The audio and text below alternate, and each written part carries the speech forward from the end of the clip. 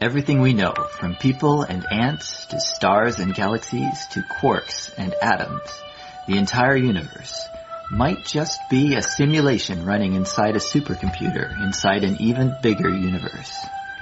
Ancient philosophers said that the universe is a dream that we're waiting to wake up from. In this dream world of the imagination, anything is possible.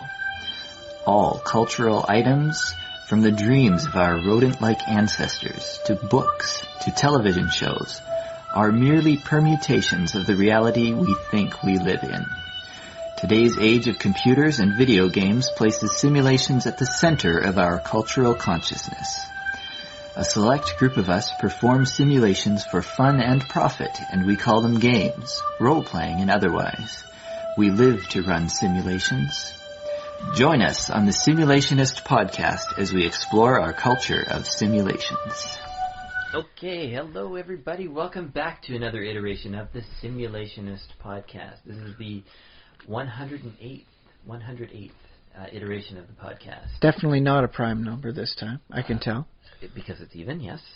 And we're recording on the 28th of September, 2014. My name is Joshua Levin, as always. And with me, as always, on the other microphone... Mildly caffeinated, Ryan Kirkby. Mildly caffeinated. That's good. I don't want to get too hyper on the whole thing. Then I'll just be blathering on and on. It won't give you a chance to fit in edgewise. That's right, listeners. Sit back, relax, and enjoy another soothing episode of the Simulationist podcast, where we talk about all the stuff you like to hear about. Well, hopefully. At least we talk about the stuff that interests us and gives you, hopefully, an idea or two. Yeah, that's what we're all about. We're all about the ideas and the thoughts and the weird... transfers thereof and different ways to look at a new thought. Yeah. So we should get right into the podcast today. Well, we'll start off with what we always start off and talk about how we've been... what games we've been playing. Who should go first? Do you want to go first? Sure. Okay. This week, I haven't actually been playing a game, but I've been reading about it on a wiki. Because it's a bit of an adult style, and I really don't care for playing through that too much. It makes me feel dirty. All right, so you're not going to mention the name of the game? No. I know you like to keep things fairly clean. I think mentioning it might not make it that clean, I think. Your choice, yeah. That's but fine. Within it, I've been reading the wiki, and I've been rather enjoying the concept of... just the amount of variety within a single race. Everyone starts off, as basically the same kind of person, and from there they effectively mutate out into all sorts of different, variety of stuff. And as you play the game. As you get to play the game. I suppose you could try and remain as human as long as possible. They say, don't put strange things in your mouth, and that's the best way to avoid mutating. Okay, yeah. Because, honestly, that sounds like a good policy in real life, too. Just be careful about what you're eating, right? Or like a good recipe for a boring life. Kinda, yeah. But this struck my interest because I hit the wiki to see, okay, what does this game do? How does it go? And it has a lot of just... cosmetic differences. Skin color doesn't matter. I don't believe anyone ever apparently mentions your skin tone aside from descriptive paragraphs of what you do. Mm-hmm. That kind of is the game, though, because the game it's a text-based game. Yeah. So what you're getting back from the game is it's spitting back to you little paragraphs of stuff for you to read that includes little details about your character. If your character's really fat, sort of thing, then it'll have a mention about your wide frame. If they're skinny, it'll mention your skinny frame, sort of thing. Just because the text changes depending on what stats you've got and all that. But it doesn't change how you can. I don't know. Do you fight monsters in this game? Yes. Yeah. So it doesn't beat the crud out of a lot of monsters. So it doesn't affect how you fight them, but it does Well, the thing is I suppose you could have chameleon-style skin and cause a color change pattern that makes you a little harder to hit or causes a better miss chance sort of thing. Is that in the game? No. But a lot of the stuff is cosmetic, and it got me thinking because I'm also working my way slowly through the player's guide for 5th edition Dungeons and Dragons, and it's just striking to me how much can be cosmetic. Does it really matter the height of your character in D&D? As long as you're a medium-sized character, you go fit into a medium-sized space. Rarely it doesn't matter, but every once in a while. But a dwarf is considered medium, so like a 4-foot dwarf, and like up to I guess just under 8 feet for the medium-sized category. It really doesn't matter anywhere in that variation. You could have a character whose height changes randomly, sort of thing, through the course of like a month. Every day. Roll +1 die 4, -1 die 4 for inches grown or lost. Well, I know in real life there is social theory that says that tall people tend to do better, like in leadership roles, than short people. Well, people do have to look up to them, and that's the first step in getting to people to figuratively look up to them. It's a weird social quirk, and actually it may not actually be true, but some studies, I believe, say that sort of tall people have. There may not be a strong correlation, but there's a weak correlation in there, like not like that 5% difference, but maybe something smaller, where sometimes it happens, but not really often enough to be noteworthy. But it got me thinking, in D&D, I don't think anyone has really mattered. I remember one time playing a game, I was a scion, and the dungeon master, referenced me. He's like, oh yeah, and his small, big-headed friend. I'm like, I'm actually not small. I'm 6'3". I randomly rolled my stats, and it's like, oh yeah, I'm just about maxed out on height. And I mean, my stats were pretty darn sweet. I had a 14 strength, so it's like I am not, weak and scrawny. I'm, I got a 14 charisma. I'm decently bronzed and handsome. Ha ha ha! I wasn't what you might consider the stereotypical, telepathic individual to be. So it's like, think that Dwayne "The Rock" Johnson playing your character there. Except he has the ability to make things burst into flames, because that was kind of my thing. Yeah. And I guess he doesn't do a lot of the punching and throwing and stuff. I could if need be. I was fairly cheap with what I spent my cash on, so I think I kept just to a short sword for about 7-8 levels. Never found anything to properly replace it, and I never wanted to get close enough to combat, because you know what? I'm basically a psionic flamethrower. I want that to be on fire. I want that to be on fire, and you are definitely going on fire there. I don't even really need to move. But you know what? I didn't look the part of the pyrokinetic individual. Yeah, it's hard in D&D because you don't necessarily, when you describe what you do, you say, oh, like my character walks 3 steps and picks up the thing and turns it around and then puts it back. But you don't say my character who has dark. I stretch my bulging biceps down to pick up the MacGuffin of the week, and I look at it with my 3 well-muscled fingers just shaking with intensity. Yeah. Most people don't do that. That said, I mean, if you got like some artistic talent, it doesn't hurt to do a little sketch of yourself. Yeah, a lot of players like to draw their characters, and even if your artistic skill ain't that great, it does help out a lot. Yeah, and most groups, like most D&D groups, have at least one person who takes it on themselves. Sometimes you don't, but a lot of times someone just wants to because they're into that. They want to draw the whole party. And here's the thing: if you do have a little artistic skill and you want the party to be really awesome, cohesive, I found just draw like a picture of the group together, as doing like a victory pose type thing or whatever, and then that way it's like, yes, this is an image of us. We are victorious and we are a team, and people will get that in their head, like, oh yeah, we are a team. It's not just me and my sheet and you guys with yours. We are all one together. Although I should say, I always find that anachronistic, because before the age of photographs, people didn't sort of gather together for that group shot. It was more like, one person at a time would sit for a portrait. And I guess the famous group shot from before then was like, the Last Supper, with all the disciples and stuff like that. Well, if you want to have all your guys sitting around at a table partying afterwards, I mean, what do you do with, all your hard-won gold? The old saying goes, ale and whores. So, I mean, do that is a nice thing. Everyone partying around the table after, like a thing, they're back at the tavern. I mean, if you got the artistic skill to pull that off, that will bring people into a more group mindset as opposed to, I've got my stats, you've got yours. Mm-hmm. And so there's the little things that wind up helping. So, if you got the skill, go for that. Yeah, but I suppose it's also kind of fun to have your characters like posing with the peace sign or something like that. Something obvious. If that's the thing. If you want to play like a goofy guy, like something nice, like just a little, like completely anachronistic, peace sign giver, go for that.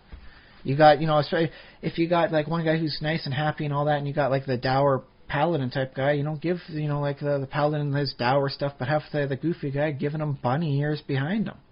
Make it fun, man. Make it a group. Show them together. And even that way, it just gets the concept in there of we are together, not just 4 people randomly, like kind of going in the same direction. I do wonder, do you think that, like, the ancient Romans and Greeks and, like, Illyrians and Babylonians, do you think they had, like, gang signs, do you think? Or was it just salute? I do know that they had specific signs. There was those secret orders. And one of the ones was you're like a circle with the pentagram inscribed on. And it wasn't satanic because, well, this is before Christianity. There was no Satan. Haha. Mm-hmm. Like a tattoo? No, it was just something you draw on, and you had to do it, like, apparently perfectly. This is like one of those... You draw it on somebody else's hand? No, on your own hand. That was the mark of how good... Like, because this was, like, something for, like... With, like, a pen? Or just... I guess it was ink of some form back then. I see. They didn't really have much for pens back then. This was, like, ancient Greece. This is like, like the mathematical cults where everyone would get together and not, like, no, we're not going to sacrifice goats or anything here. We get together and we talk about how awesome this triangle is and what the angles work for, man. This will blow your mind, but it's only for people who are ready for it. Because if you don't know about your angles and your triangles, you can get the heck out of here, buddy. And so, they'd, like, show up the proper hand signs when they're going into the, their cult meeting sort of thing. And it was, like, I guess by current standards, a pretty darn weak cult because they're talking about like trigonometry and mathematical functions. Ooh, dangerous cult there, right? But they did it, and that was like some of the greatest, like Pythagoras and Isosceles and all those guys, were working out their stuff, and that's just, how they hung out together. Some people have, like, fantasy, football teams. Other people sit down and, like, watch the game. These guys got together and geeked out on triangles. Why not? Go for it. But yeah, they did have their signs, but it was much less, like showing up, with your fingers in a certain way, and more like have the right sign inscribed upon your palm. Maybe it was both. I mean, it's kind of hard to tell. It's been a couple years, a couple thousand years. Yeah, so. I probably the gang signs thing has something to do with an urban environment and the fact that you're in a space where you're allowed to be there, but you're doing something that you're not allowed to do, or it's sort of they that. They used to crack down on that much heavier in the fact that they would pretty much kill you. If you're not doing the right stuff and you're part of like this insurgent group, you didn't have the same amount of justice as you do today. They would kill you, kill everyone connected to you, and you just have to deal with that because they're the guys in power. And until you overthrow them, you're not the guys in power. Yeah, it's too bad because it would have been cool to like discover like ancient the Bloods armies. And the Crips go back 4,000 years. Yeah, forget your Knights Templar versus your Assassins and your whole Assassin's Creed series. You want a fun thing to go. You go Bloods and Crips back in time. You bring them back thousands of years, man. You have them like Sumerians. Yeah. And just utterly roll with it, make it crazy, stupid fun. Drive-by charioteering. Oh yeah, man. They can watch like 4 or 5 slingshots as they just go by and with the chariot. They'd have one guy just sitting on the back of a mule go riding by. And he was just the one who threw the stuff. The other guy was the navigator, and he just drove the mules as they went by. I don't know. I probably shouldn't make jokes because it probably actually. Well, I should make jokes because it's kind of funny. It likely happened, but it probably did happen that people shot people out of chariots. Tragedy plus time equals comedy. So yeah, the concept of a drive-by shooting on the back of a mule or a chariot. Okay, that's kind of funny. If it happened 3,000 years ago, which I'm willing to bet it did at least at some point. Sure. Yeah, we'll say that. Why not? Okay, so sorry. Yeah, so I was talking about just the amount of stuff that's cosmetic. I mean, as long as you're in the medium-sized category, it doesn't matter. And it's just like, it occurs to me, it's like how much is effectively a difference in haircut. Your hairstyle really doesn't matter much in D&D, so neither does your body weight unless you're dead and they have to haul your corpse back to the temple to get resurrected. Yeah. Yeah, your weight, your size, your eye color, your hair color, your skin color, unless you're in a specific campaign setting where it says this stuff matters, it doesn't. And so I've just been sitting down and just geeking out and thinking, like, how much could you get away with? Oh, great, okay.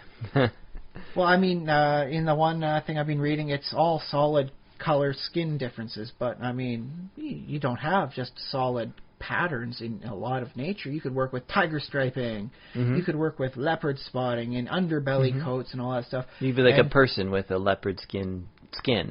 Just, you got leopard skin spots for stuff, and roll randomly for the color of the base and color for the spots. Yeah, sure. You could have some wonderful stuff like, the snakes. Snakes have got wonderful bands and all that sort of thing, like black with yellow bands or red bands next to it. And the difference between that is the difference between a venomous killer snake and versus something that just hurts like it stings because I've been bitten. A huge amount of variety in snake patterns I might want to look up and just start compiling a list of all the different things you could work with. To say nothing of tattoos and the various patterns that go there. Maybe sounds like a very large project. But you know what? So long as I'm enjoying it and I'm learning from it, and that's what a lot of my projects are. Just like, okay, I want to learn more about skin color patterning, and that way I refresh up my biology knowledge on how this works and counter stuff. Like apparently I recently learned... mosquitoes and all that in the African savanna are less likely to bite creatures with a black and white stripe patterning on them because zebras taste terrible to mosquitoes. That's weird. And that they've learned to pick up like, don't bite bite on the zebra. It doesn't taste good. So if you have the black and white patterning on you in the African savanna, you are less likely to get bitten by mosquitoes. Because they see you as like, you're a little close to a zebra there, buddy. I think I'm going to, but this guy is miraculously bronzed and tanned. I am biting the heck out of him. Okay. So, yeah, it's the little things you wind up learning as you study this stuff out. So whether or not it becomes like a huge table of like random, character, physical attributes, that don't really matter at all. It could be a whole book even. I mean, there are character creation books like Hero Builder's Guidebooks that you can buy this for is D&D. a nice little thing for me because, I like the Planescape and I like Sigil, and there's like a huge amount of variety in the races that come into Sigil. And so, what if you want to create a random character? Like, okay, you go to the, you have to find Merchant A, and, because Merchant A is the only guy in the area that will sell your wonderfully rare item that you need for this adventure. And so what does Merchant A look like? And so I randomly rolled, and so you are looking for a man with blue skin, 4 horns. Their horns going up, not the curved horns. There's a blue-skinned guy with curved horns. He is not Merchant A. He is Merchant B. Merchant B sells junk, and you do not want to go to him because he's got really good charisma score, and he will make you buy the junk. You'd think these guys would have better names than A and B. But well, that's the thing, is this is the multiverse of Planescape, and there are so many merchants, they ran out of proper names. Now they have to just go with letters. After that, they're going to start with the numbers. So be lucky you got in with Merchant A, otherwise you might have to find Merchant number. That doesn't make any sense. There's more variety available with names than there is with letters. But that's the thing, is they've hit so much variety, they've had to resort to a Modron-like classification for their names if they want to get the proper stuff signed up so that they can become a merchant in this district. That's how it goes. I guess Merchant A, he must be a pretty powerful guy to be able to get that name. He's gotten himself all the way down to Merchant A, man. He started off as Merchant Q. But he wheeled and dealed. He bought names. He sold names. And what are they doing using the English alphabet? Don't they have their own Planescape language? Oh, yes, but, there's so many alphabets. That's how you get more merchants in before you have to resort to the numbers. You start with the other alphabets. Yeah, there's Merchant A. Don't confuse him with Merchant Alpha. Merchant Alpha is really good for spears and javelins. Doesn't sell much else and gets kind of upset when you confuse him with Merchant A. So if you want to, potentially buy or sell some good quality spear-type merchandise later on, don't go to the wrong merchant. Otherwise, you're in for, a cost overrun when you're buying your spears in the future. But yeah, when this merchant looks this way, I rolled randomly, and he's got all these wonderful things. And what's his stat difference? Absolutely nothing. He's effectively a human with some funny hats on, for a different way of looking at it, and that's all there is different. But it seems more exotic when you encounter the person who's got, the blue skin with the maybe he's got moving tattoos. They like a word forms moving tattoos, back and forth. In the morning it says, hello. In the evening it says good night. So I think it changes throughout the day because he's Merchant A. He's got enough cash he can do these, time-shifting tattoos. If you have, moving tattoos, couldn't you program in, iPhone apps or something into them? You could have some interesting fun like that, yeah. So if you want... eye tattoo? It would Hey, probably that's new. Sell that to Apple. iTat. Don't think they probably have somebody studying out and seeing what they can do for dermal applications. Yeah. But I could have a lot of fun just spending time looking up different styles of tattoos, because there's the people with the Maori style tattoo, and you got people with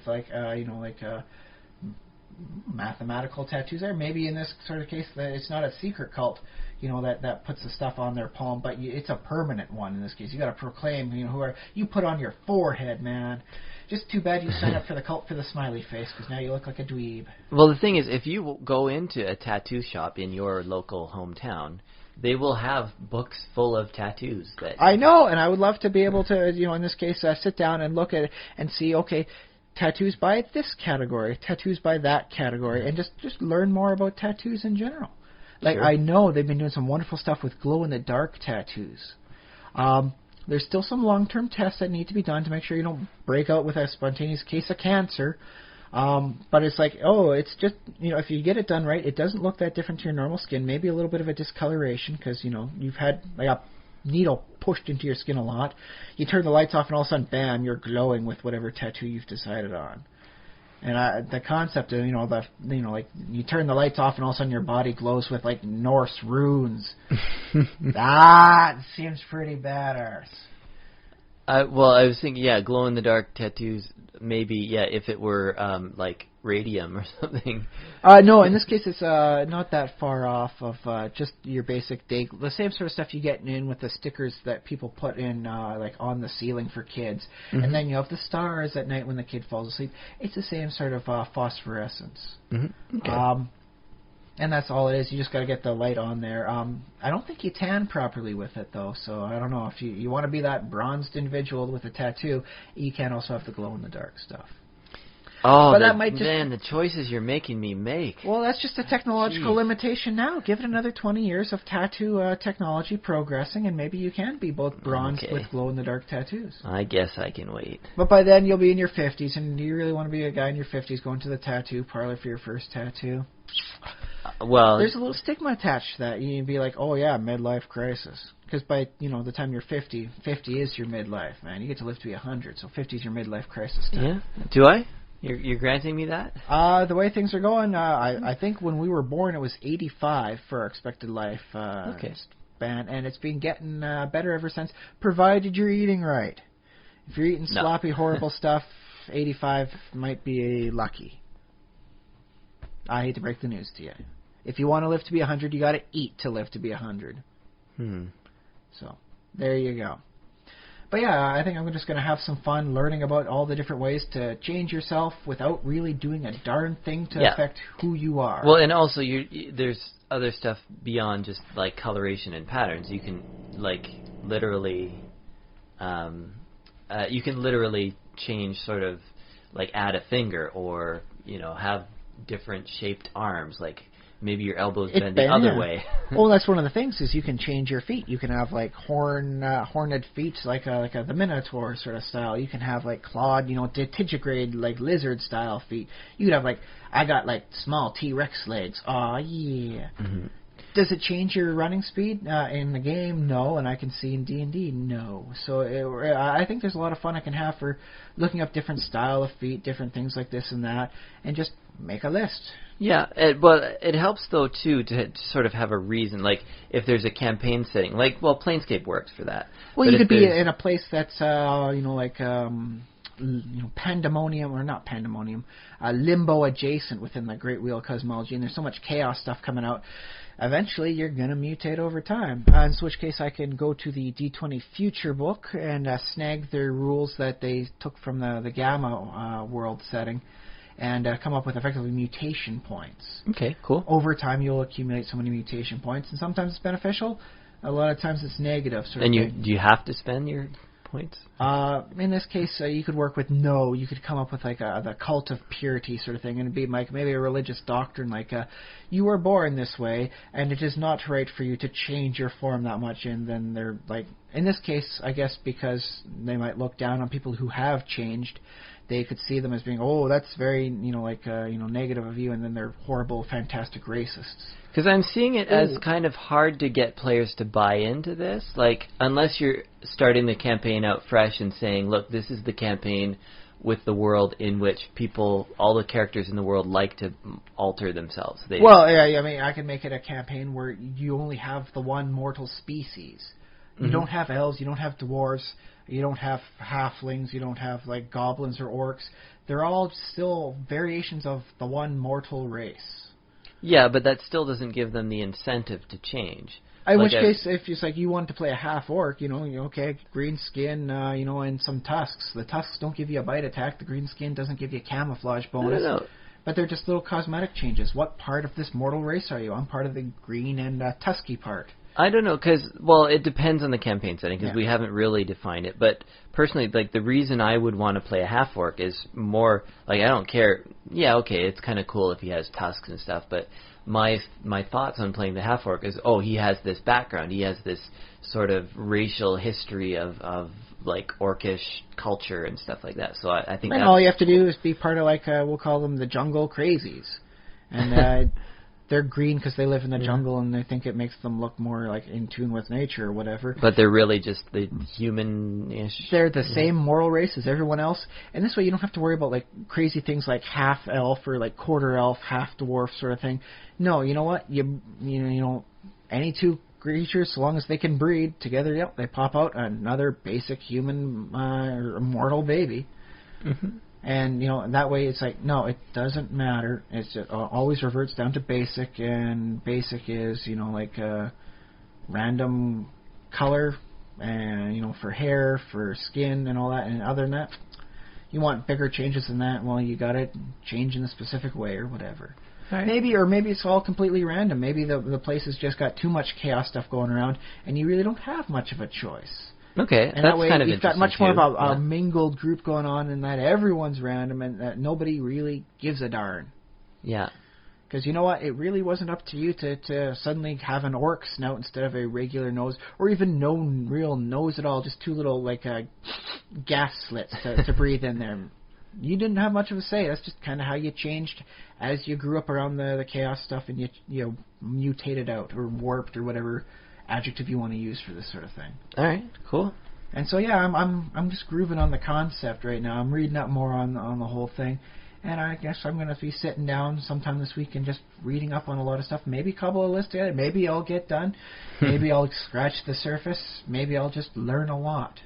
Cool. But that's where I've been this week. I've been reading up into fiction and just realizing, does it really matter, really, that you've got feathers instead of fur? That you've got scales instead of, fur, or hair, or whatever like that. Does it really matter? Well, maybe. If there's no AC bonus for you in D&D, it really doesn't matter that much. Well, what about all the social stuff, social interactions? If you're in a campaign sort of thing where, like, there's all this randomness in there, it's, I guess, like, it could be considered like a fetish. Like some people like dig tattoos. Like, ooh, look at the tattoo on him. He is so hot. Or you know, maybe that's why I was like, ooh, look at the scale pattern. That is such a sweet scale pattern. I'm going to go up there and I'm going to ask this lady out. Yeah. Well, there's also, there's that, but there's also the sort of the revulsion and the I don't like I don't like the way scales feel on me. It just feels too dry, sort of thing. You got to get something with the hair on there, so that way it feels right. Or maybe you got to go with something like feathers. I just dig the way like it feels when you running your hand just the right way down on a set of feathers. It feels so nice. I don't know. Go to a pet store and ask a person why they prefer a parrot over a dog or something, right? Yeah, I suppose our D&D characters are kind of like pets. Yeah, everyone's got a reason for why, they prefer a cat over a dog versus, a lizard, to the snake, to the parrot, to the betta fish or whatever. Everyone's got their own preference, and I suppose that would work up in a weird campaign where there's only one mortal race and everyone's kind of got the differences, and it just doesn't matter. Stat-wise, there's no difference in it. You could even make it in a thing like... yeah, but if it doesn't matter, like, why are we talking about it? Well, because people like to be different in a lot of things. Some people express it in D&D by having a weapon they don't usually choose, like a whip. A whip is a very inefficient weapon in most editions. Uh-huh. And so why would you choose this inefficient weapon? It's like, because it symbolizes who I am to a degree, what I like to show to the world. In which case, in this, tattoos are the same way, or like I want to show I'm from the deserty type area, and so I make myself very lizard-like. So do all people in this campaign world then from the deserty area have lizardy skin? It would very much behoove them to have lizard skin as opposed to fur, because you sweat a lot more in fur, whereas, like the lizard skin sort of thing is a lot more open to the air. See, that sounds like at some point it would come into the rules, like D&D. Like if you did a forced march, or if you had to wear a certain kind of clothing, it would matter. It would make I suppose difference. Fur underneath some clothes would get really nasty, sort of thing, because... you're from Canada. You've worn a toque before. You ever get it where your hair's sitting the wrong way underneath your toque and it's just driving you nuts? Oh, yeah. Not really a stat difference on the whole thing, but it's just, I got it scratched underneath my toque after a certain point. Whereas if you were like a bald man sort of thing, you could just slip the toque on and keep your head warm, and you won't have to worry about which way your non-existent hair is going. That's interesting. Yeah, there isn't really a comfort stat in D&D. No.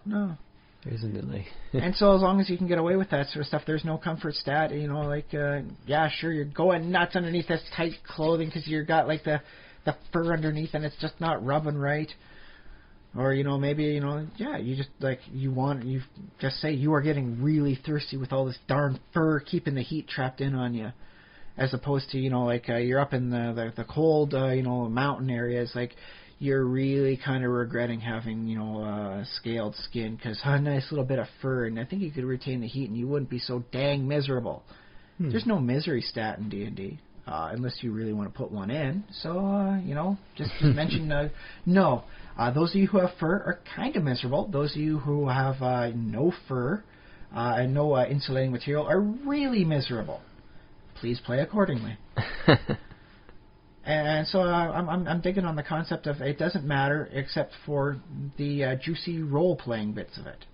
Yeah, that's everything. It's a role-playing game. So. Yeah, but you could make it slightly matter and say that you start off with 0 bumps to any of your stats, or I guess in how it works in 5th edition is if you're human you get a +1 to everything. But if you don't want that +1 to everything, you can go your mutations have made you stronger, but you got to keep the balance in your stat. You can be stronger, but you got to have a penalty somewhere else, sort of thing, back and forth. And that way, you're still human, but you get your different stats however you want. And if you want to, be an extra strong kind of person, but you still want to have like the elven pointy ears and the wonderful grace to you, well, you got it. Just make your points work to show that. Otherwise, it don't matter. Just describe yourself, and that's who you are. So you have to, but if you wanted, you can't just say, oh, I just look elfy. You can't just say that. You have to actually literally decide how many points you're going to spend on ears. Well, ears would be like a 0 point thing, because it unless you're got some sort of really big ears that grant you a bonus I like to hearing prehensile things. ears. Yeah, prehensile, giant bat ears with a sonar type thing. It doesn't matter. You just describe that you've got pointed ears. You could have it work the other way. You've got double-lobed drooping ears. That's who's got double-lobed drooping ears? You do. Why? Because you said you do. And I kind of like the freedom that encourages, describing who do you want to be, what do you want to look like, and all that. It's all just out there and it's all open. And I like that sometimes, but also sometimes for some characters, some players, some of the time. So all this qualifications, but sometimes you want a box that you can say, okay, I'm this, I'm an elf, so. Well, describe an elf? They are thin, lithe-bodied individuals, graceful in motion.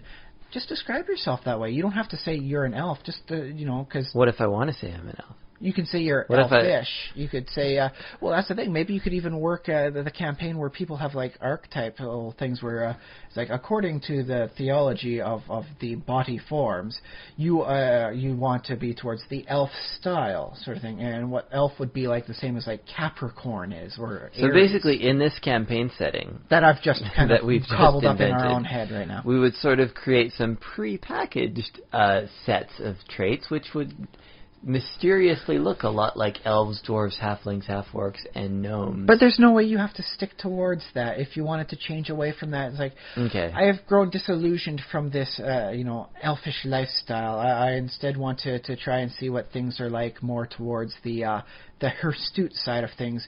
And, that's all, you become like a hairy dwarfish type kind of guy. Yeah. Because that's just how you want to explore who you are.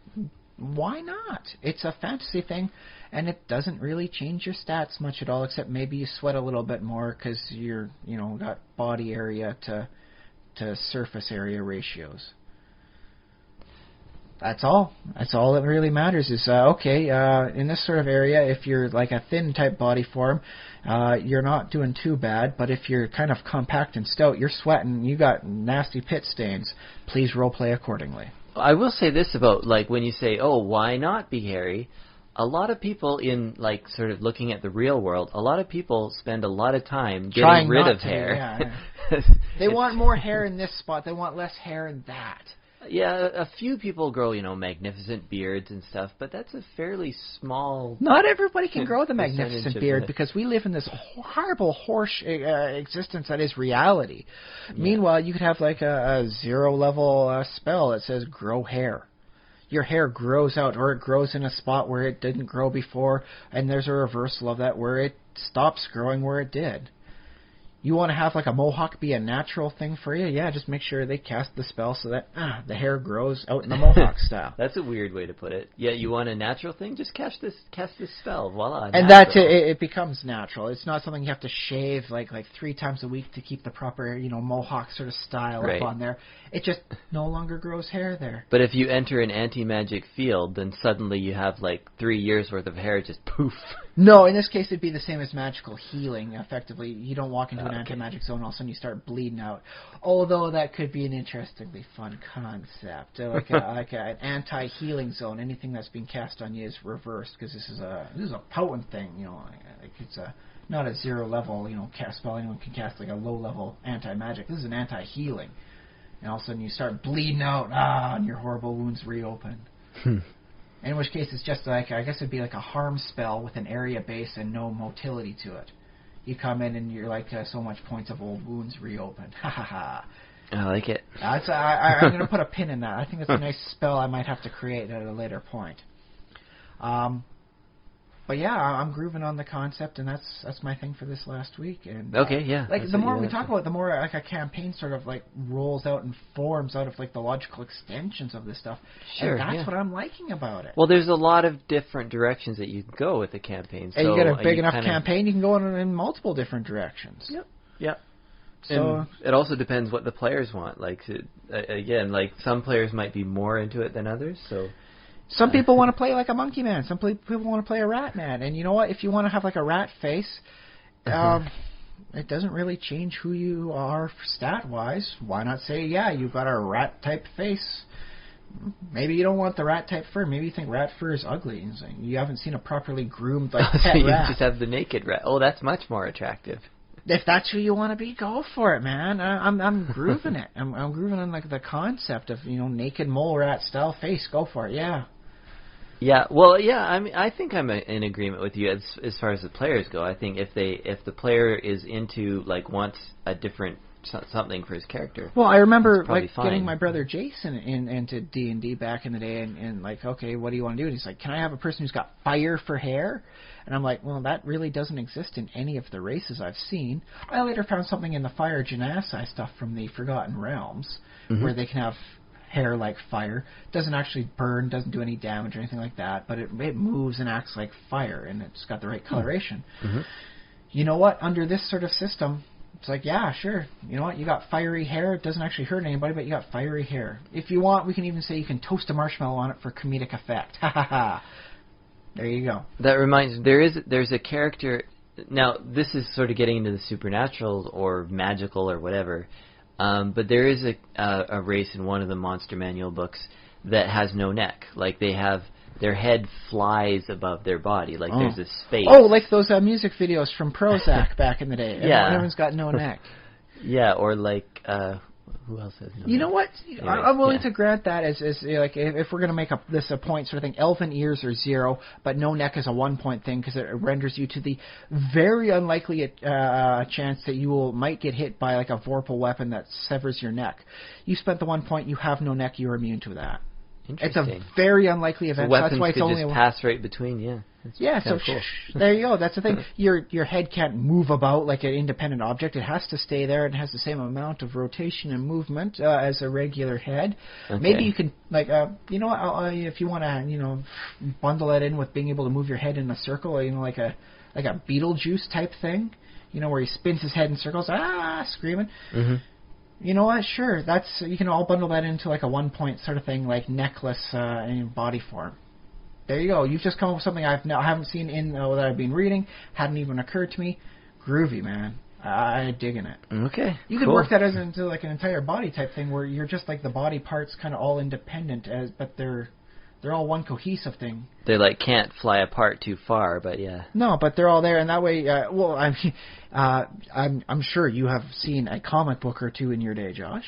And they have that horrible stuff about, like their body is not allowed to properly twist that way, and yet you see people twisting around to like, who is that? Or, or do a cheesecake thing where you see body parts that shouldn't be seen together because the human body doesn't do that. Uh-huh. Maybe a 2-point thing where you can swivel around like that. You know what? That's the thing. You're this so compartmentalized. You're just all these body parts together, and you want an arm that can spin around, and everything's effectively like a swivel joint sort of thing. You can do that, sure. Right. You want to suddenly swivel your top half around to see who's coming up behind you? Yeah, sure. That whole thing works into a 1-point thing. All right. Well, yeah. Okay. Cool.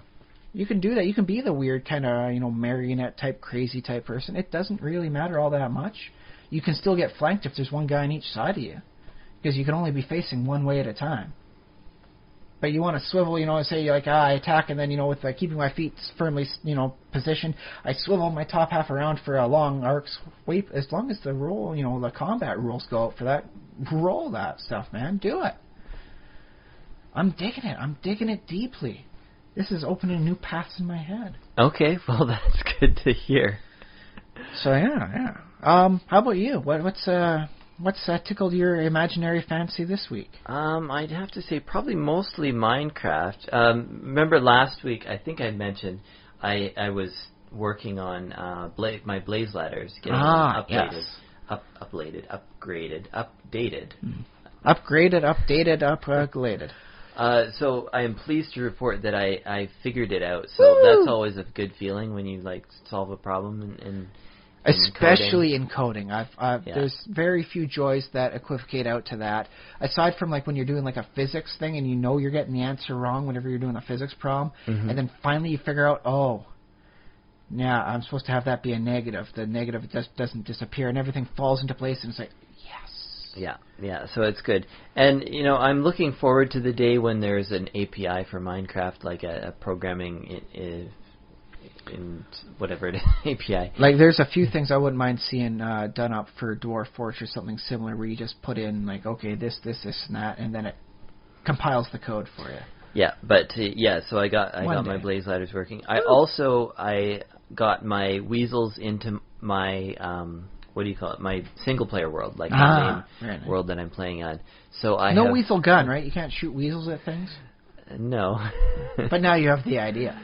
I'll have to work with that. But yeah, I went out to I had to go to new chunks, generate new terrain to get them, because they don't generate in the old, in my old world. So I had to go out pretty far from where I live. And I went on a big trip, and I found a river, and I found some weasels, and then I bred them up a little bit, fed them some raw chicken, and got a small weasel population going on. And nice. Then I sent them through a nether portal and brought them on a tunnel back to my main, well, not my main base, my one of my many bases, but the base. Your established location. Yeah. So I'm basically making a weasel farm now for their fur, which is, now that I think about it, I don't know if PETA would approve. They don't approve of a lot of things. But yeah, remember, basically, they wanted to call fish sea kittens, so you'd quit eating them. But mink farms are a real thing, and we have like them in Nova Scotia, in Alberta, and I remember reading some stuff up about trying to farm foxes over in the Soviet Union back in the day. Oh yeah, like for the fur. No, especially for the fur. It was apparently just absolutely beautiful, ideal fur. They were never able to get them to breed the same as dogs, but they were able to really domesticate them, and there's some very wonderful things to look at as to what changes as you increase domestication of a species. Unless you're against domestication, in which case it's an utter travesty and it'll utterly just shatter your heart and soul to read. But speaking as a biologist, I found it very fascinating. Yeah. Wonderful stuff. Well, I think in China there was a big scandal a few years ago because they breed dogs like on a farm for their fur, and they sell the dog fur as fake. I don't know if it's fox fur or whatever, but they sell the dog fur as fake fur. So people thinking they're not actually wearing fur, it's actually just dog fur, which is it's unfortunate for the people who are wearing it. But I don't know. I've honestly never had an easy time understanding why fur is so bad, but everyone's okay with wearing leather. Well, I think this. Generally speaking, I would like to see the protesters try and throw a bucket of red paint onto a biker and try and get away with that the same way they were throwing it on people in like New York City wearing the furs. Yeah, it's an interesting point. I think they are generally also opposed to leather, but yeah. But they don't seem to be protesting the same way. Like there was a huge fur is murder sort of thing. Yeah. But you know what? Leather is murder. Like my dad got my mom like a rabbit fur coat, and that was very nice. It held up very wonderfully until it went so far out of fashion, nobody would ever wear it. My brother wound up turning it into a fake ogre vest. Which fit very wonderful. It was a wonderfully amazing costume. Years before Shrek came around. So he got one on Shrek there. I guess in our modern era we have other materials that are probably more useful, like Gore-Tex. For the actual practical reason that people used to wear fur was because it was protection. Yeah, it was a really good material to make clothing out of. But nowadays we have. It's just style. It's the only real reason to wear it is style, and I don't know how much style ever counts as a real reason. Yeah.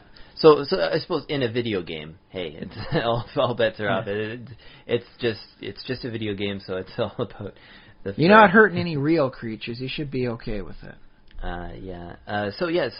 So I got my weasel farm going. Woo! And I got my blaze ladders going. Yeah, nice. This is my main accomplishment.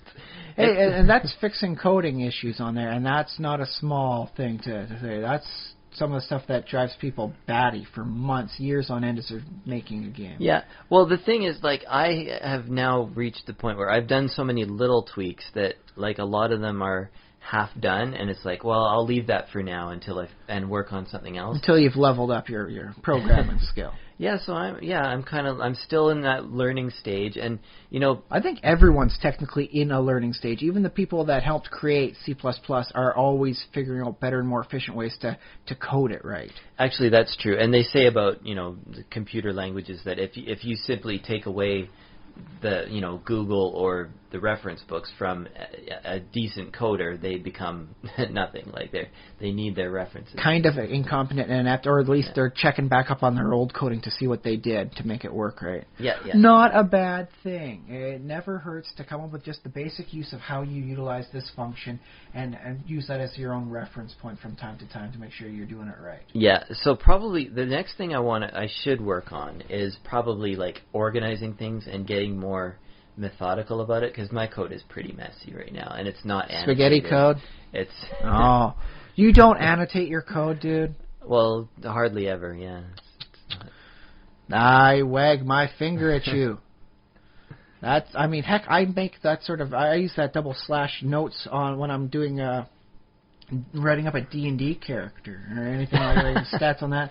So / okay, make sure it's strong, double check, cross-reference with this creature, and then I'll come back to it as I'm checking this. Ah, yes. Thank you, previous me, for making these proper notes in here. Yeah. It pays. It very much does pay to make proper annotations. And I've also new fall shows are on. I watched Big Bang right. Theory. I missed the first episode for the second season of Agents of S.H.I.E.L.D. Oh, Agents of S.H.I.E.L.D. is on too. Yeah. That's right. Not just Agents of S.H.I.E.L.D. As this year they're also going to have it's S.H.I.E.L.D. as it just started after World War II, and it's got. Let's see. Most people out there probably wouldn't recognize the name, so I'm not going to even drop it. But if you remember the Captain America movie, she's the lady who tried to shoot Captain America just to test the shield because she was angry at him. That's her. She's got her own sort of thing, like a woman after World War II in a secret spy, sort of situation. So I want to give that a try because a nice period pace, still part of the greater Marvel experience. And as if I recall correctly, for Marvel and all that after World War II, they had some fun craziness going on. For oh no, it's an old Nazi super weapon. What's it do? Crazy things. So I expect an interesting dose of crazy with a nice spy intrigue vibe to it, which I think might play out very well, done right. So I'm going to keep an eye out on that stuff myself. Cool. Yep. And Penny cut her hair. Yes. I've been told, was it like a bob weave now? Is it... Well, does it matter? Does it... Yeah, I think it... Matters? Well, I think it... And that's okay, back to this topic again. I think it totally matters. I think cosmetics... Yeah. The cosmetic difference of hairstyle. I think it makes a big difference. And I think it's unfortunate that in a game like D&D... sort of you don't get to focus on it as much as I'd like. So maybe if there was another game that gave more weight to the actual appearance of the character might. Now see, that was a bit of a trick question for you because I have not seen a lot or anywhere even approaching a decent minority of the episodes for the Big Bang Theory. I do know that Penny has an estranged relationship with her father, who is rather upset that she was a girl, because he was treating her as effectively a boy up until puberty, in which case you can't hide the fact that she's a she.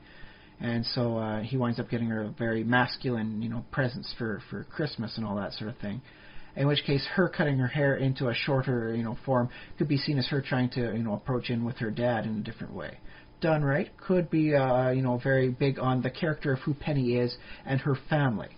That said, I didn't watch the episode. I don't know if that matters at all. Well, it hasn't come up yet. But it could, and it could be a thing like her trying to, get back into slightly happier times with her dad. Because to her dad, the haircut style, masculine versus feminine versus androgynous, would matter to him. Because he really wants his kid back. And That sounds really crazy, but maybe, you can see the logic behind it. But, okay. Some people are like that, and that's how it goes. But, so done right, it actually could matter for her because of her backstory. Well, it could matter. I don't know what you mean. It could matter. Of course it... If they decide to go down that route, that, like her, one of the reasons for her getting her haircut different is, to help change her relationship status with her father, who is currently a strange sort of thing, from what I've seen in the few episodes I've watched. I guess the question is, does it affect her life in a material way? Or any tangible way, sort of thing. I mean, what's her job? Is she doing like a waitress type work still, or is that like... Well, like no, that's a big plot point of right now is she gets a new job starting this season working at Bernadette's company selling pharmaceuticals. In which case it might be a more professional look as opposed to her, like old actress, long locks. So in which case, it seems to be part of what it is. Well, it might not officially matter because you should be able to sell, pharmaceuticals no matter what your hair is. In which case, it reflects differently as to who she is and how she's going about things. So once again, it doesn't matter, but it kind of does, but not to any large degree. Yeah, I guess I'm conflicted because I feel like it is a material, it is a change. But it's a change that really shouldn't matter. But yeah, that's the thing that I've been grooving out. It matters, but it doesn't matter. It's got this weird quantum, sense to it. Mm-hmm. Does it matter if you've got scales, fur, feathers? No. and yet yes. And that's one of the things I'm digging on it. So thank you for bringing us back full circle on that. Sure. All right. Yes, we did have a proper topic this week. What did we... the game within the game. Yes, the game within the game. And not just talking about like making a roll to see how much money you make, playing a game of cards at the table in between adventures. Right. Well, I was thinking, because I just watched this, I saw the trailer for the Maze Runner. That's a movie that is coming soon to a theater near you, The Maze Runner. Unless you're watching this listening to this from the future, in which case it may already be out, may have been the greatest flop, may have been the movie that everyone has to see. You know more than we do at this point. Weird.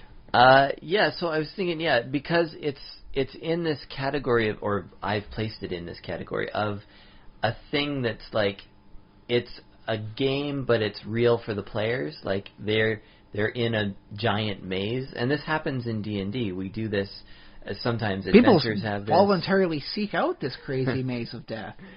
Yeah, that happens. Sometimes it's a plot point in D&D, and sometimes it bugs me. I gotta say, sometimes it's like, why go to that extreme where, it's a real maze. They think it's real, but it's in a game. Like, if we're playing D&D, like, we know we're playing a game. We already know this is a dungeon, and that's the game. Like, why have a second layer of game? Where it's a twist and turns back on itself when you just say, okay, I copy it down on my map that I'm making, and now I don't need to know every darn twist and turn you describe. Just take us to the next point of interest. Yeah. In which case, I think by putting those twists and turns in, you can effectively just create an abstract of the map and say, here's room A, B, C, D, and E, and they connect in this pattern, but I will describe it as a various series of twists and turns, and it takes, 1 die 4 times 10 minutes to make it from one to the other, unless you purposefully memorize the route, in which case, you take the minimum amount, 10 minutes to go from room A to room B. Yeah.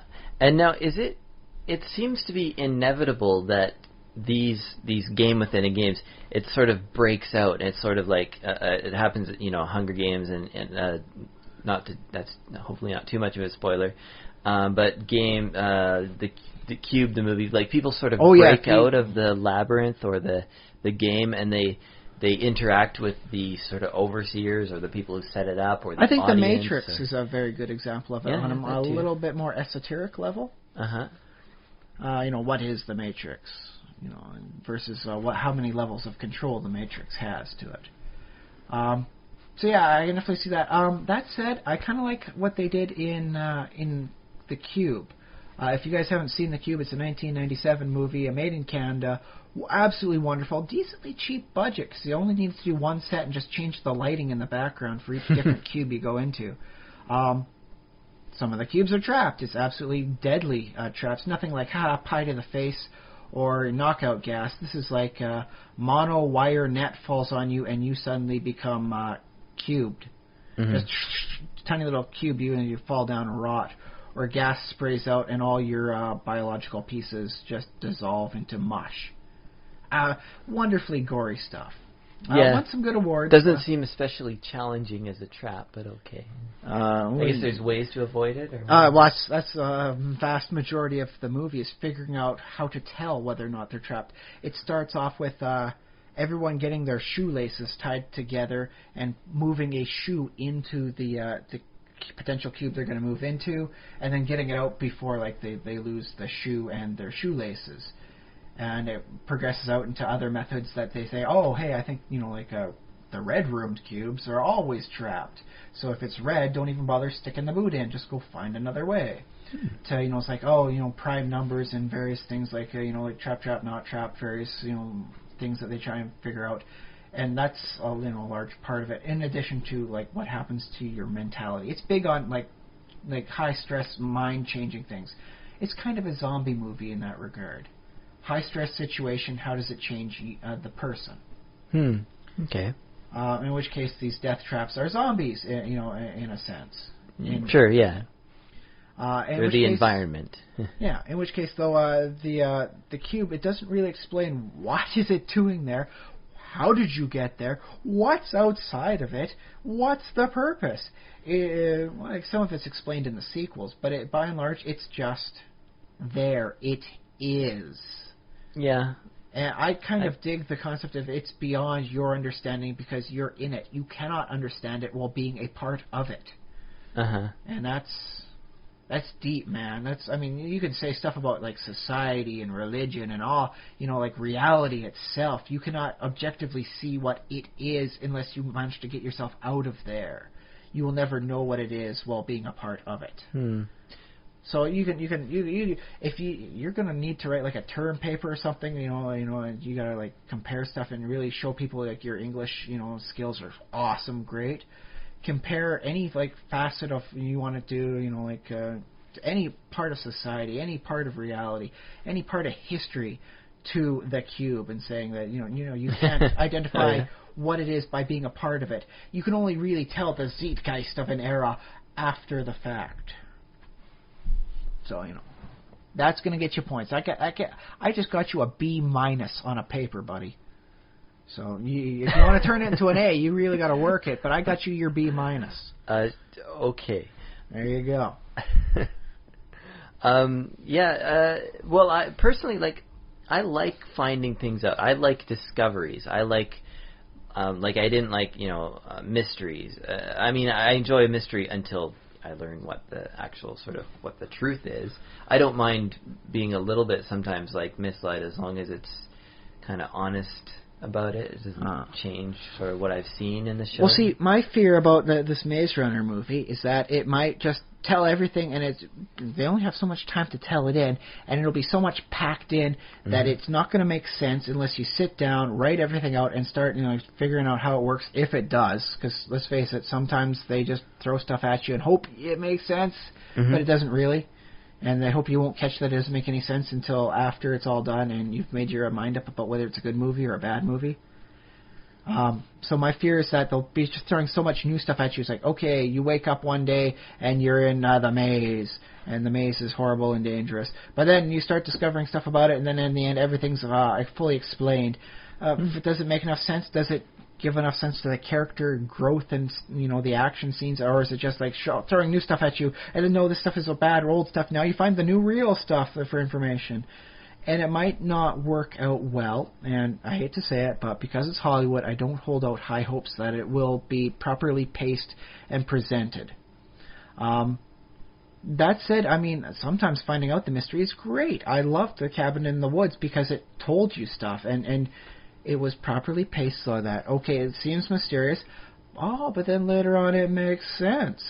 And then, okay, this all fits in and this works together, and then, it all works together.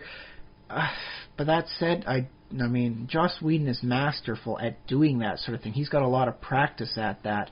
Not everyone can claim it, so that's why I'm slightly hesitant. I might have to wait to see how the reviews come out for the professional reviewers, to whether or not I might want to see this movie. So that's my one fear, is they might wind up not presenting it right, and giving out too much at just the wrong flow. So in this case, the game within the game, I think you can even reward the knowledge of what it is and how things work as very much as the equivalent of a magical item. It's oh boy, you found boots of speed. Oh boy, you found out the various times at which the maze changes. So you figured out, okay, it's it changes once an hour, except for every third hour, in which case it changes twice within there, and the time at which that changes varies within each point. Let's see, 3 hours, 36. Without the various times, at 3 o'clock it changes at various points one way this way, at 6 o'clock it changes a different way, but at 3 o'clock it always changes at the specific times that way. So it might seem initially very chaotic, but oh, congratulations, you've discovered this point of knowledge, and so that way you get it as much as you treasure it as much as a reward as a magic item that you may have gotten. Because knowledge is power, in which case you could wind up, coming out ahead from the whole thing for proper interactions, like the people that would be able to, let's see, how's it going, the old stuff, like with Tintin, like, oh no, he's going to be burned at the stake, but he realizes there's about to be like an eclipse, so he says, oh, if this is not to be the God's will, then let the sun be removed from your graces and all that. And then, oh no, the eclipse comes in, everyone panics, in which case this chaotic universe that these people live in is suddenly dwarfed by Tintin's truth of how the patterns of the cosmos work. So, yeah, conceivably you could play it out to your advantage. So, you know, right. like the game within the game, how it works is that the knowledge of how the game within works should be equivalent to magic items, treasures, or, I guess, special abilities. Oh, I see what you mean. Yeah, dole out the secrets as rewards. Yes. Yeah. In which case, I think that would definitely help you with the pacing. Unless you're in like a Monty Hall campaign where, you get all this stuff, you get all this information, whatever. In which case, maybe that's a nice way to help you out with how often you should be presenting magic items in a game, how often you should be presenting the information in the game. One helps you out with the other. So you don't become too powerful or you become too knowledgeable. I think it's a nice way of looking at it. Yeah. Well, okay, so these mazes that are set up as mazes, I always find it like you need some sort of motivation from the guy who, or the architect, or whoever set it up in the first place and stuff.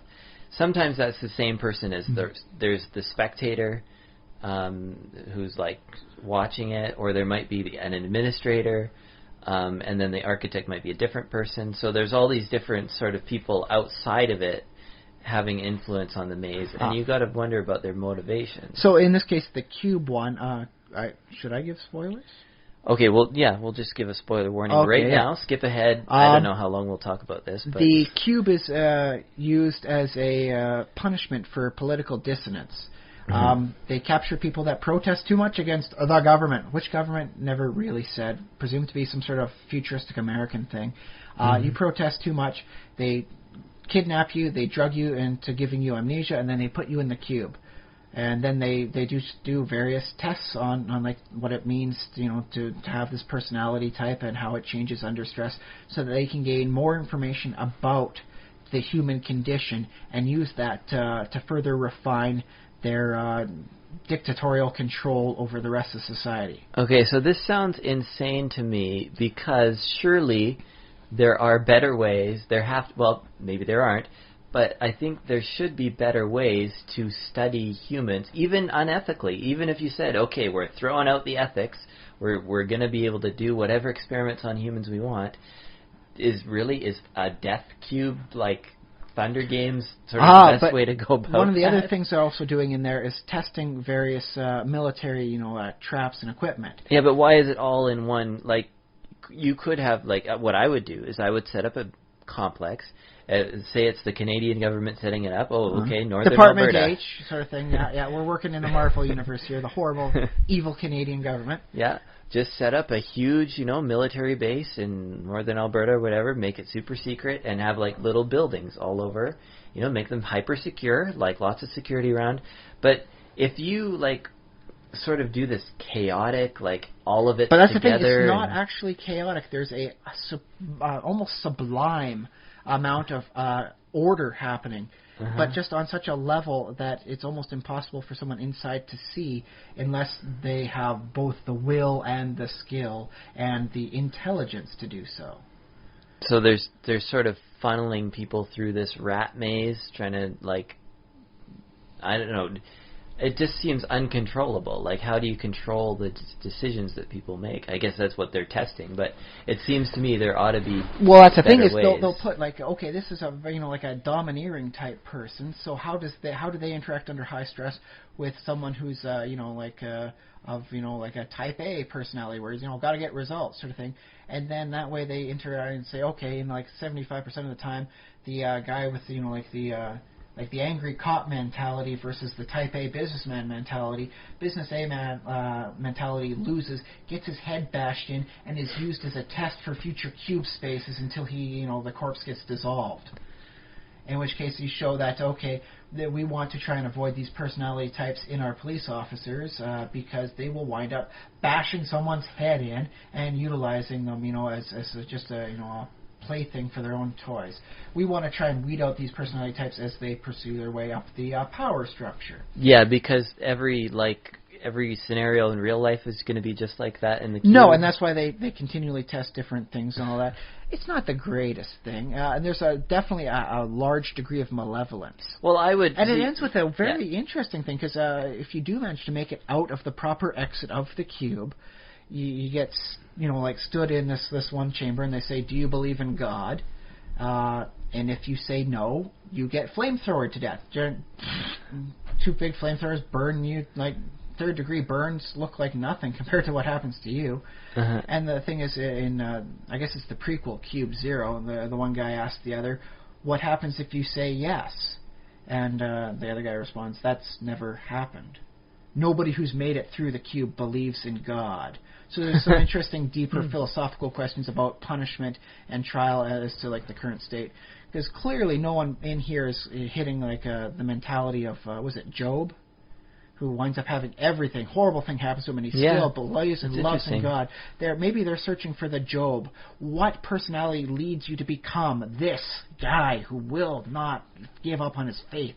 And maybe they're looking for that whatever combination of traits, and that's the one that they want to find. When they get that guy who says yes at the very end, that is what they're going to work like gangbusters to make sure everybody becomes this Job. They will believe despite the hardships. They will have the intelligence and the will, and they will usher in this wonderful era of humanity where everyone can be smart enough, strong-willed enough, and yet still believe. Maybe it's doing this horrible deed for the ultimate good of refining humanity to something better than what we currently are. So that's their motive. That's what they think they're doing. That's what they... Or maybe the people who are being put in there are the real test. Maybe the people that get put into the cube, I mean, yeah, whatever, they're expensive fodder. They're really testing the people who are monitoring the cube. Maybe, okay, yeah, they've done the right stuff. They've hit all the right triggers, and they've stopped at the right time. These are the people we want for the inner echelons of our government control. Or maybe they're just a whole bunch of like twisted hedonists that are watching from up above. Ha! Look at them, they got burned up. Look at these guys being internally tortured by knowing that they could try and stop the cube and get these people out if they wanted to. Maybe we're all just sick, twisted, voyeuristic freaks watching them. Ha ha ha. Maybe it's the ultimate heart of corruption on like a deep governmental level. I guess, I like this thought, not because I agree with any of it. You don't have to. It's just, I guess ultimately for a good storytelling purpose. No, but I like that. This is what my thought that popped into my head was that perhaps sort of the idea is that the cube is supposed to be some kind of metaphor for participating in society, because we all have our own roles and we're all overseeing or watching ourselves, making sure we don't drive and talk on the cell phone while we're driving and all these. So we live in this sort of mundane version of the everybody looking at each other's business sort of world. There has been some interesting people, talking about with the cube for how you should be. Like the person who starts off like, I was a police officer, and I can't remember who he is, but he knows he was a police officer, and what is supposed to be a police officer versus what he wants to do, what he wants to be. And so I guess it's like an id meets ego sort of thing. And like which breaks first? Do you break what you want to do in order to be who you should be, or do you give in to what you want to do regardless of what people should think of your position? Yeah, let's see. You kind of have to watch it maybe once or twice to see it, sort of thing. But these are for people that are deep and they see these things all the time. Well, I guess So what this says about the sort of the architects, like, it's funny because the architects are also like the dungeon master has to also create this, or the writer. If it's a movie about a maze, it's the writers or the directors or somebody. They have to create this world of tests and tribulations at the same time as thinking, okay, what's the motivation of the type of person who would create this world of tests and tribulations? Well, I mean, that does say a lot about what it takes to be the dungeon master in like a game, because you got to say, oh, that is a sadistic trap. It's going to be utterly unfair and horrible. I got to throw it in. Like, well, I guess spoiler alert here. This is an old one that a lot of people know of already. Gary Gygax in his Temple of Elemental Evil. There's like a lion face or whatever on the wall, and people who try and reach in.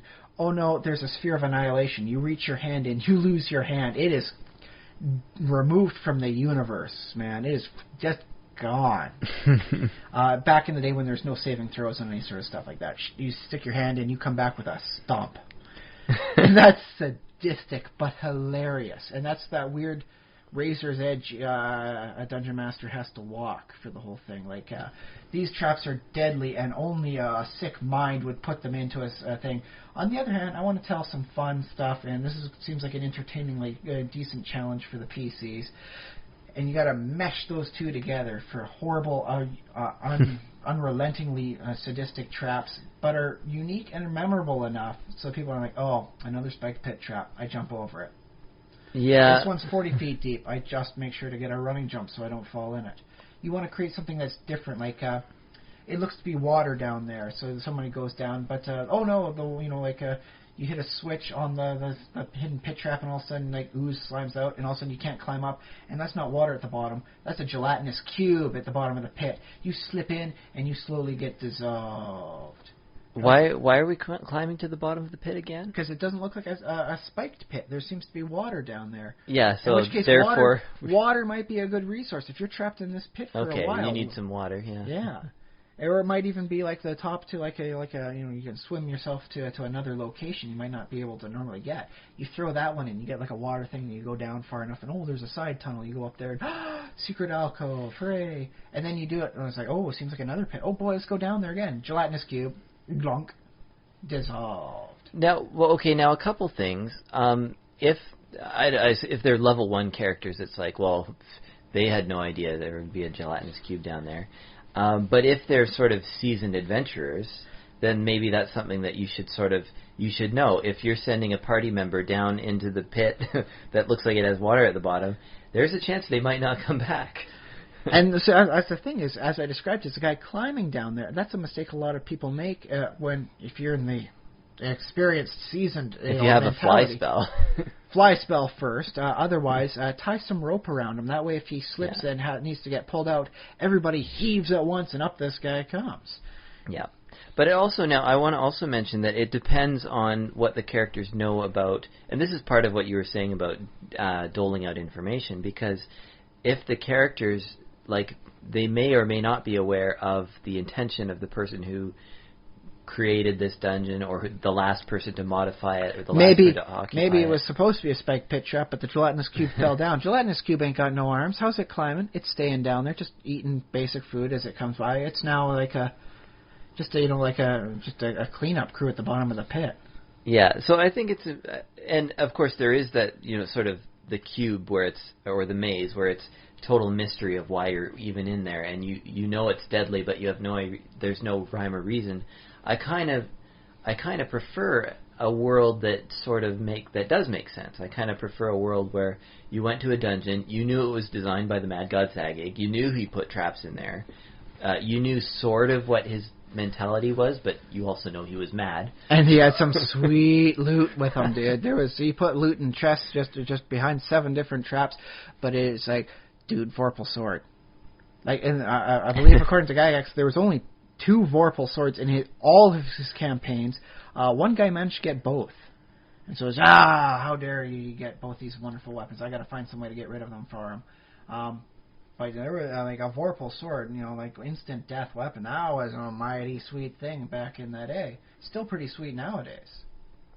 So I want a dungeon where it's possible to figure it out. I find if it's deadly if you make a mistake or the players ignore a crucial piece of information. That's sort of on them. Also, like, I don't too much mind just sort of random bad things happening.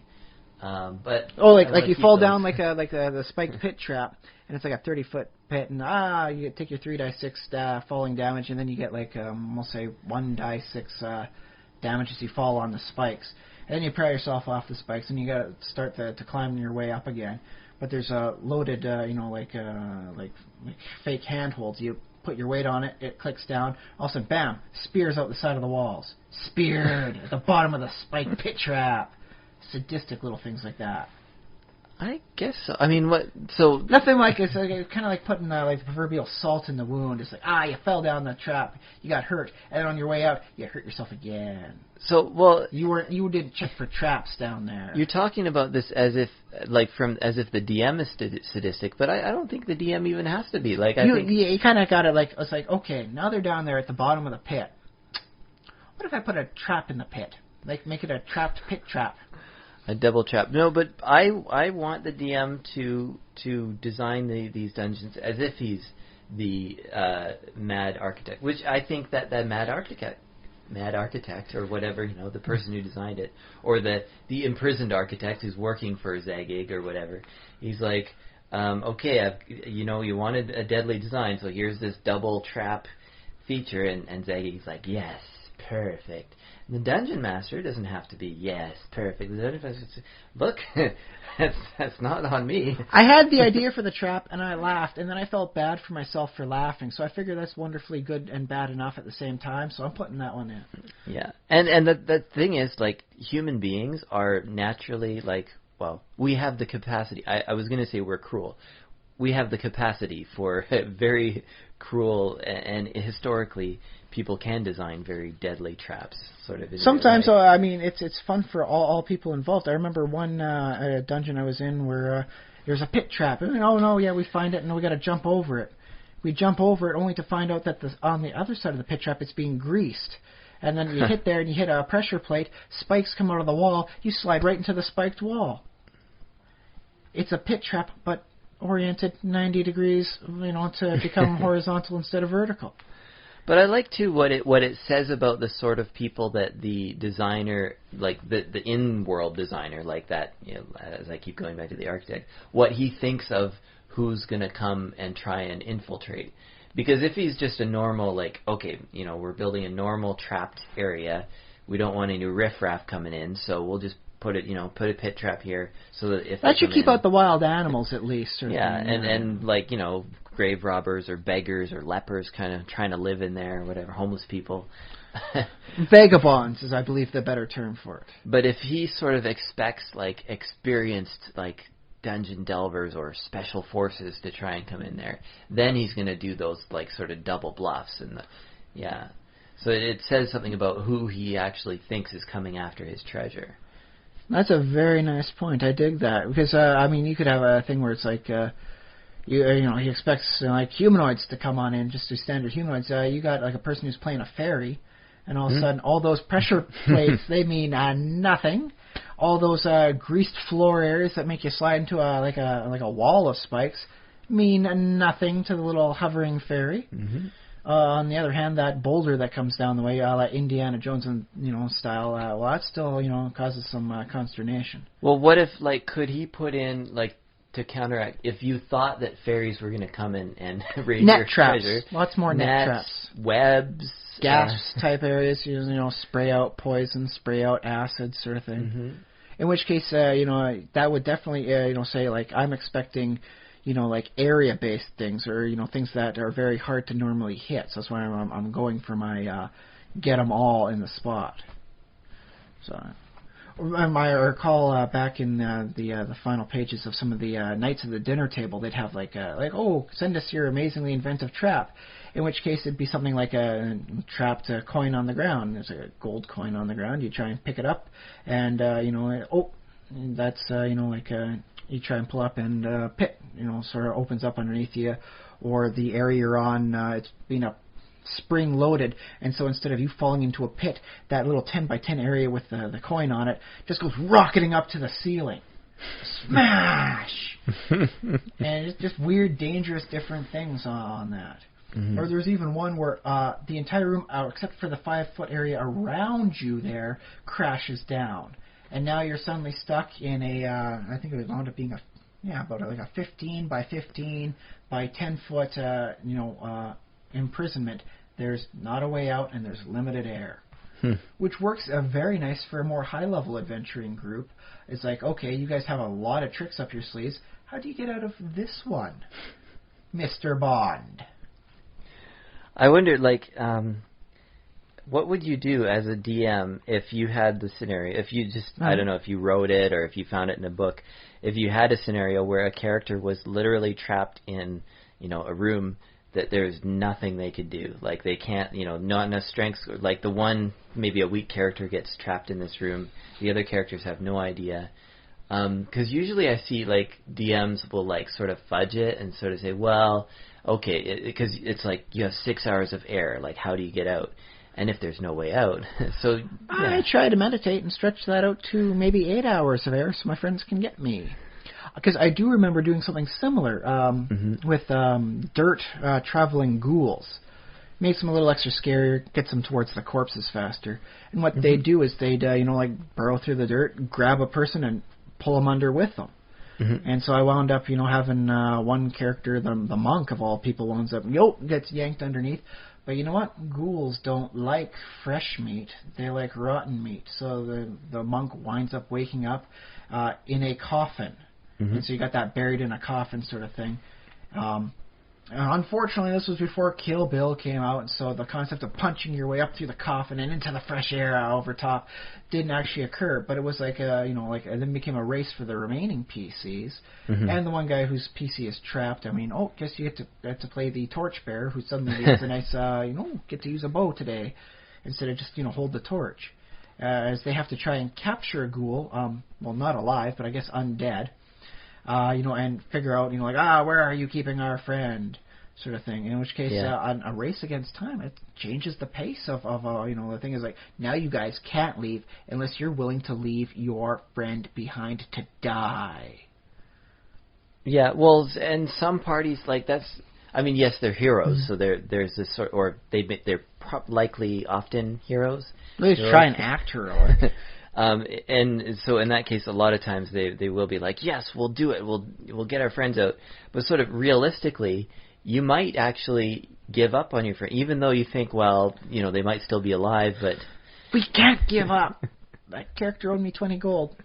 And it's funny because, players will often, sort of take that extra risk because the other party member is another player. And they're like, well, we have to do it for the... And that's fine, I guess. That's like... by the way, it's a little bit of DMing advice. If you do want to set this up as a scenario, it may be best for you to take one of the players, alone off to the side before, everyone gets there and say, I'm planning on doing this. So if you're okay with your main guy being sidelined for the adventure, I'll make sure they get, say, half experience just for doing nothing but sitting there and being the MacGuffin. Okay, I got the second character for you, sort of thing. You can wind up, being like the torchbearer with, decent archery skills for some reason. They come into their own and they'll wind up leaving. You get a new torchbearer later on or whatever. But you get to play the secondary character for it, and I just want to, get you, okay that you're going to wind up not having your main guy here. I got a plan. Are you okay with not having your main guy in for this adventure? And then you don't let them in on too much, because if they say no, don't spoil the whole thing, right? Okay. Just make sure it's okay, because not everyone's okay with I love that character. What have you done? Are you going to kill my character? I was a cheap shot just sucking in. How dare you do that non-player rage quit sort of thing, right? Yeah, you definitely don't want to do it in an unfair way. I would want to... But sometimes it can just happen sort of by accident. Just sometimes the dice roll is made. But if you're going to fudge things out a little bit, it might be best to, just to have everyone sit down at the table and say, I got an interesting plan that's going on here. Really? Does anyone mind playing, not having their main character, and just, bringing in having a secondary character instead? Well, because if I was planning it ahead, I would just have an NPC in that position. I wouldn't even bother asking the players. But in this case, losing an NPC potentially potentially is not the same as losing a PC potentially, in which case exactly. the other players are much more willing to, oh, dude, we cannot let this guy die, man. You know, we need that. Well, I don't really care how they respond, because I'll just make the world respond accordingly. Like, as far as the DM's world is concerned, it's sort of equal to the rest of the world, whether they let the party member die or the NPC die. They're both people. And so the world is going to react to them. But on the same higher way. level of reality, in the sense, I don't want... On the metagame level? On the playing the game sort of level, I don't want the one player to get really cheesed off at the other players for letting his character die, dude. So in which case, I do want to, just try and, work things out a little bit, stack the odds in my favor that we don't have inter-party problems amongst the players, not the characters. Mm-hmm. Yeah, no. Well, the difference with me is I wouldn't do it on purpose at all. Like, I wouldn't instigate that sort of scenario with the intent of having the PC say, like, now you have to rescue your friend. If it happens sort of organically, that's sort of what I'm thinking of, in that sort of that's just the logic of the situation is that they ended up in this room that there's no reversal of because it's, I don't know, it was designed that way, or it malfunctioned, or the other players just aren't strong enough. Or do make sure that you do have the players understand, though, that the game you're playing in is like, dude, there is a lethality option here. And it's not just from like hit point loss. There, you can get put into a death trap, and if you can't get freed by your friends, you will be dead because it's a death trap, right? Actually, I'm kind of like D&D is kind of supposed to be that. Like, you're going into D&D playing as a player. A lot of people don't have that same sort of mentality, especially after so many times true. playing MMOs where death is circumvented with a decent jog. Yeah. And maybe, sorry, I got to wait a couple minutes before I can come back to life, sort of thing. It doesn't have the same penalty. So sometimes it does behoove you to make sure that the players know, listen, you can die. This is a completely realistic option of death happening in this fantasy campaign. Yeah, and I think a good DM can either work that in or just sort of give hints throughout just by the things that happen. But it does. It definitely pays to make sure that everyone knows that at the start of the campaign. Yeah. Well, you can say, I'm not going to pull punches or you can even if you die, work you it die. the other way. It's like, okay, I just want to tell some fun story here, so I will be potentially pulling some of my punches to make sure you guys don't die. Has anyone got objections to that, or you want to go hardcore mode? Because, I mean, sometimes it's like, okay, I'll stop hitting you when you're at 0, and that way you guys can recover later on. Well, it's true. Actually, as a player, I would always opt for the more deadly option. Like, because I like making new characters, too. It's like, if a character dies, well, it was fun playing him, but now it's time to play a new character. Or, death isn't necessarily the end, because there is resurrection, and there is, maybe the characters can't get to their friend in 6 hours, but if they get to him in a week, they can cast a resurrection. Well, if they get to him in 7 hours, he's dead, but that way you can just preserve the corpse until you can get back to town and get the resurrection going on. I mean, that's an option too, but it definitely does pay to stack the odds in your favor. Now, here's an interesting concept for like there, because you've been talking about NPCs and the difference between them and the PCs. Mm-hmm. I do recall running the Shining Citadel a few times, and that was when 3.0 first came out. They had like a bunch of modules that you can play from first to, I think it was 15th, 18th level. Right. Yeah. Sunless Citadel. And the Sunless Citadel was like the first of them. Yeah. And they had a character in there called Meepo, and he was just a little kobold with like 2 hit points, and people wound up loving Meepo. Meepo was kind of almost probably because he had a name. That's probably the main reason why they loved him. But Meepo was supposed to provide information, and that's about it. But I've run the campaign with a couple groups, and more times than not, people were taking Meepo with his 2 hit points and his fraidy little demeanor, and making sure he goes through the doors first, he walks into the room first, and if something happens, if the door is trapped and he dies, wasn't a player. In which case, you're using Meepo as, I guess, like the old chicken that they used to do in 2nd edition. Throw some chickens down the hallway. If the chickens get fricasseed by fireballs, at least you got like roasted chicken to eat tonight, right? Yeah, that seems like a valid tactic to me. Not exactly a moral option as to like, okay, with you animals are now is preferable to sentient. Like even a goblin, I'd rather not. But so what do you think about that in the situation of in the dungeon sort of thing of doing things that would be considered absolutely horrible if the people in the village outside were to know what you were doing? Oh, well, I just play it straight, like, as the impartial DM. Like, if nobody finds out about it, then it never happened. But if there's... Well, mind you are in a world where there's many gods watching your actions here. No, but I usually have the gods sort of take a hands-off approach and sort of let people... The alignment system, however, is always in place. That's true, You wind up pushing too many, prisoners of war down the corridor to blow off the traps. You might not keep that good alignment very long. At the very least, you're hitting neutral, and that's kind of evil, even if you're doing it against another evil creature. So that's dark end of the gray. Yeah, that's probably the worst I would do, would be to tell a player, okay, you're not playing according to good alignment, so just letting you know, from now on, spells are going to detect you as evil or neutral or whatever. You're sliding into neutral, but anyone detects evil, and it's kind of going to go, not quite. Yeah. And that's the sort of thing, like, I sometimes think, like, a player might have an alignment written on their character sheet, but if they haven't been playing that way, I don't even have to necessarily tell them, but I just say, oh, this person detected evil, and oh, you're kind of glowing a little bit. See, that's why I actually kind of prefer, like, a detect sin, and that way, like, according to, because it's kind of like a cleric type spell in this case, if you've done something that violates the tenets of the god, you glow. It doesn't, if you're evil but you haven't violated the tenets of the god, like, this is a god of, we'll go with repose, making sure you don't, like, desecrate the dead. Death is final and your corpse gets to relax, right? Mm-hmm. So if you're evil, but you haven't dug up any bodies, you haven't resurrected the dead, you haven't done anything, like steal jewelry off of a dead corpse or anything like that, a god, like a cleric of the god of repose, if they cast detect sin, you don't glow. They don't see you as being a sinner. Yeah. And so in that case, evil takes a bit more of a nuance.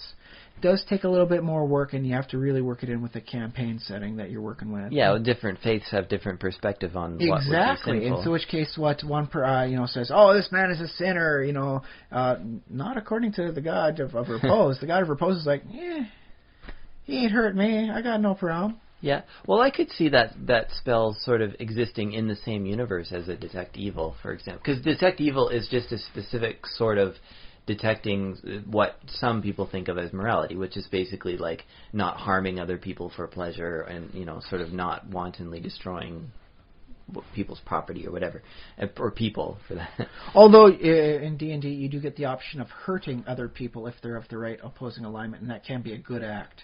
If you hurt a goblin, because they're like rampaging goblins, that's a goodie. That's moral.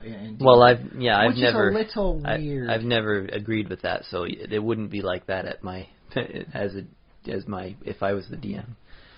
But yeah, if the goblins are attacking, sort of thing, you're allowed to just completely just butcher them all up. It doesn't matter that they got 4 hit points and you're wielding a claymore, buddy. It's considered a good deed, like a capital G good, and that's a little weird. Yeah, well, that's the nature of the world that upon they fictitiously live in. Yeah, and that's one way to look at it, and I understand that some DMs will run it, and I guess that's sort of the standard in the books, but yeah, I don't take that view necessarily. I mean, yes, going to the goblin encampment, and attacking them then. If you can say it's a war encampment, it might not be a bad deed, but if you're attacking the goblin village sort of thing, that's kind of like them attacking your village. Well, yeah, and the thing about preemptive strike is it's sort of seen as necessary evil, and that if you're truly a good character and you refuse to ever do anything evil, maybe you wouldn't do it. But sometimes good people do bad things. And that's one of the things they do make sure to emphasize in the alignment stuff for D&D. Not everyone's a perfect exemplar of their alignment. Yeah. So, and the only person I would really worry about would be, like, say, the paladin, for example. Who has to definitely uphold that, and those around him, apparently. Which, by the way, is, I think, the biggest flaw in the paladin. Like, it's okay to have your own code of ethics. I find it rather, at the best, boorish, and at the worst, dickish, to enforce your perspectives on everyone else around you. That's something that imposes on all the other characters, and no one has that right. No one can say, I'm playing a rogue, so if you're not stealing and picking pockets, you are against my code of ethics, and I will have to excommunicate you and otherwise hurt you.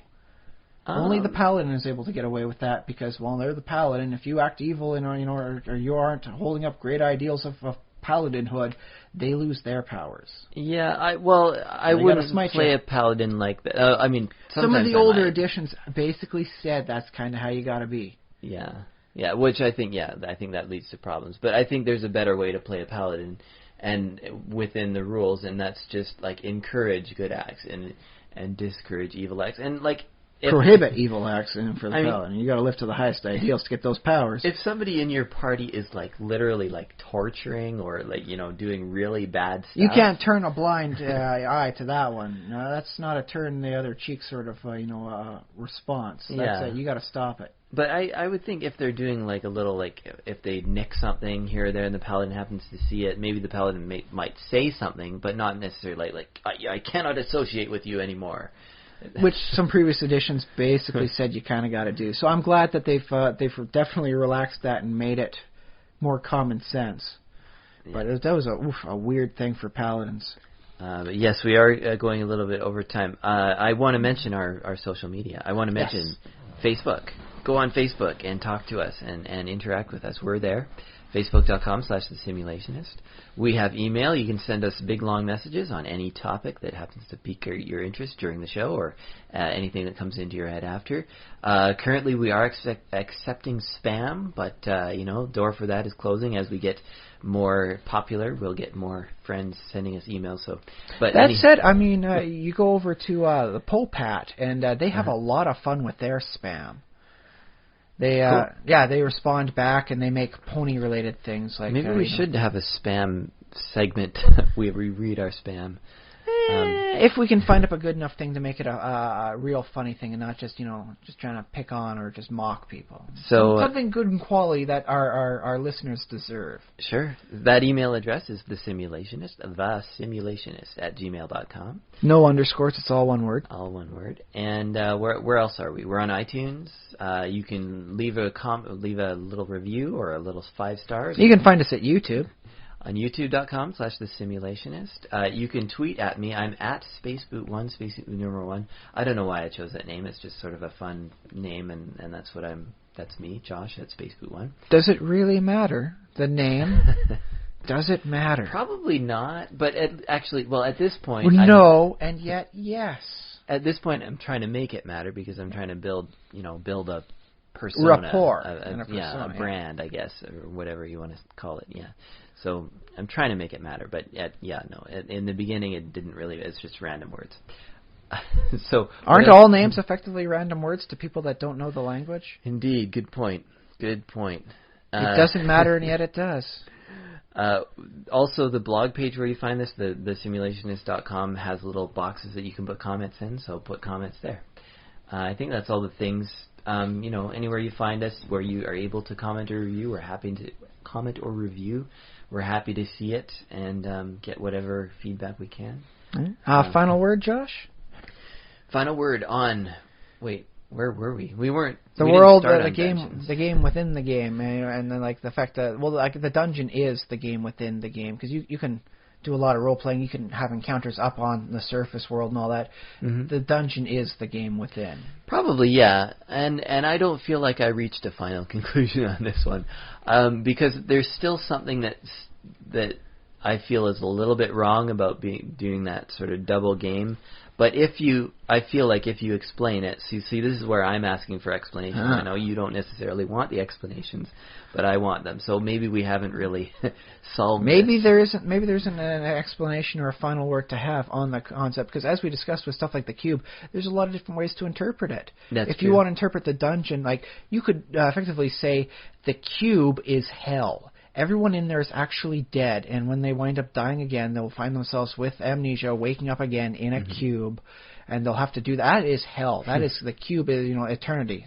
Well, and this is the problem with the Matrix and Inception is that even after you wake up or you finally leave the Matrix, well, maybe you're in another bigger Matrix. It's just another level of control. Like up until the end of that second movie, I was certain that Zion, everything happening outside the Matrix was just another level of the Matrix. They were still plugged in. Yeah. So I think that's a danger. Did Agent Smith even know that there was like the Matrix outside of the Matrix, like an Uber Matrix, or was he like programmed to believe that the Uber Matrix was reality itself. I would have loved to have it go that way, but apparently that was like maybe too deep a concept, and the Wachowskis weren't allowed to do that sort of thing, because it did seem to be leaning towards that way. Well, apparently this is what I'm saying, why I don't want that to be the case, because then it can just go on ad infinitum. There's no end to how many nested layers of games within games that you can have. So my preference is kind of to have a You prefer a surface at some point, yeah. Yeah, just this is a dungeon because it's a tomb of somebody. Yes, they put some traps in, but they're straightforward to keep people out. So you wouldn't be happy with like a pseudo-elemental plane of dungeons, right? Where it's just room after room for eternal traps and dangers and nightmares and beasties. I would play it and have fun, but I don't think it's my ideal game necessarily. I would like it. It's still D&D. It's still, having fun, solving problems, interacting with your friends, but they're just you keep on going down another level, going down another level, going up another level, up another. There's no effective end to this dungeon. Yeah, I might get tired after a while because it's like, well, because I do want an end point. I want to say some point. Okay, we've finished the dungeon, or we figured out what the point of it was, and we completed it, and we're out, or whatever. So then you'd be more of a personal fan of the 5-room dungeon as opposed to like the mega dungeon, like the 1,500 page book like mammoth book that they released back in like 3.0, 3.5. Well, in theory, I like the idea of a mammoth dungeon because even that has an end at some point. But of course, in reality, we've never played a campaign where we've had long enough to. I've tried. I've had these wonderful big dungeons, but you know what? I found people keep trying for one more room, in which case a 5-room dungeon prevents that from happening, and there would have been a lot less mortality because there was simply ran out of rooms to kill yourself in. I think what I would like at some point, maybe, as sort of as a personal project, would be to have my own personal dungeon, sort of like Gary Gygax did. Like he had his own castle. Castle Greyhawk. Castle Greyhawk. He had his own world, and players could come in and out of it, or groups could come and go, and yet that sort of was consistent with him. So he had whoever shows up at the table that night, that's who's playing up, and you got to make sure you're out like end of the night. You don't have to stay here, but No, actually, you can't even stay here. You don't have to go. You don't have to go home, but you can't stay here. You don't have to go to your home plane, but you can't stay here in the dungeon. Yeah, so I think that would be a cool thing to one day aspire to, but I don't know if I ever will have sort of my own sort of. I think it's something worth working on, if nothing else. Is test yourself as a maker of dungeons. Heck, and if you want to have me, run a couple, NPC, PCs through there and see how quickly they die off, go for it. Yeah, maybe. Yeah. Maybe I'll set it up that. I can dig it. I think though probably mainly I prefer those shorter projects and the shorter adventures that are sort of realistic to get completed. But that's just one thing that I like among others. So yeah, so that's my conclusion, I guess. Smaller in this case is a little bit better. Having an actual ending is better, even if you don't understand everything that goes through. At least get out of the cube by the end of it. Yeah, get out, or I suppose if total party kill is technically an ending. So and there's something to be said about that too. Not everyone winds up being the ultimate hero, right? Yeah. There you go. All right. Did you have more thoughts finally? No, actually, I think that was a wonderful encapsulation of it. Okay, I hope so. Thanks, listeners, for listening to a little bit extra longer time this week. I hope that's.